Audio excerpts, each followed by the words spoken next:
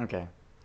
So the second comment that was addressed to me is kind of similar to the first, in that it asked about what professional or career opportunities were al allotted to me now that I'm back in the US because of my Peace Corps experience.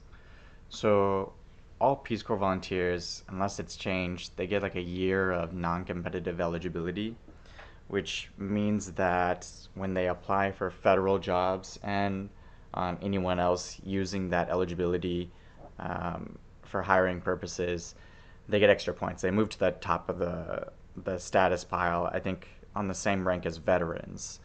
So at least you're up there. You know, you're out of the basic pool and you've gone up.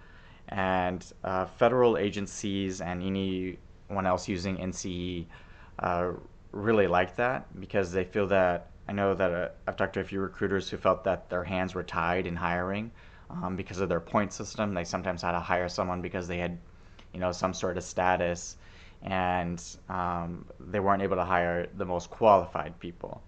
Whereas when you're a Peace Corps volunteer, a returned Peace Corps volunteer with NCE, you get to go into that pile and people see, some of these recruiters see a little bit more potential, they see a lot more qualities that they like, and now that you have the NCE, you can compete for these jobs. Otherwise, it's just like, well, he's qualified, but he doesn't have the right amount of points, and we can't take him because of hiring rules and regulations. So, for Peace Corps volunteers who want to work in the federal government at least that use NCE, there's a ton of opportunities in Washington, D.C., and anywhere else where there are major government positions. Elsewise, Peace Corps volunteers who were education volunteers, America has a shortage of teachers. They'll find that they're able to use their Peace Corps experience if and only if they were doing a good job of recording what they were teaching, um, then they'll be able to get a teaching credential. So for me, I got a teaching credential in California to teach math because I was a math teacher and English teacher, and it was also it was pretty easy. I just had to submit like a few forms, took a few weeks, and I think my biggest expense was like a federal background check. Um, Otherwise, again, it was just super easy to get a teaching credential. I could have started working in a district. California pays teachers pretty well. I was making a little bit good money as a substitute teacher even. So that was a good time. Um, and so that opportunity is always available to you. In other experiences, people like that I was a Peace Corps volunteer. Recruiters like that because they see again a lot of potential for someone who can learn a lot, who can handle stress very well. The international development agencies and organizations that are based in Washington D.C., they are filled with Peace Corps volunteers up the yin yang. I'd say maybe 60% of my department at my current job are Peace Corps volunteers. Um, and that's the requirement was like we had to speak French, not to be a Peace Corps volunteer.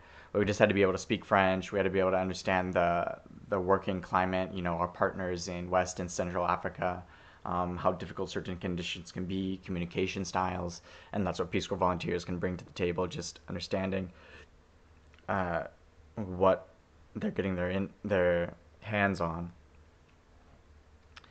Interestingly enough, I found that jobs that require Spanish, not French, probably didn't seem to be having too many Peace Corps volunteers. It seemed like they wanted a higher fluency of Spanish, um, whereas the ones requiring French were perfectly fine with the French that most Peace Corps volunteers in French-speaking countries would learn.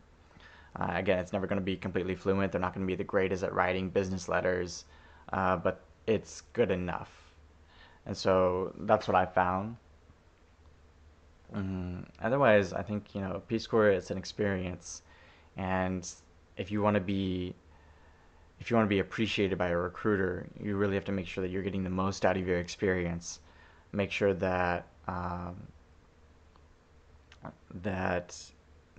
people that you or recording like all the tasks you're doing. You're setting up projects, or at least you're learning more about where you can help other people with their projects if your village or town isn't so great. You just really have to be pushing yourself, and every day try to learn something new, and keep in mind that you have to go back to a society that uses a lot of computers, uses Excel, does a lot of accounting, at all levels of a large organization. You have to be financially savvy. Uh, so make sure that you are trying to pick up these skills little by little, and you'll do good. I mean, yeah. Okay? So yeah.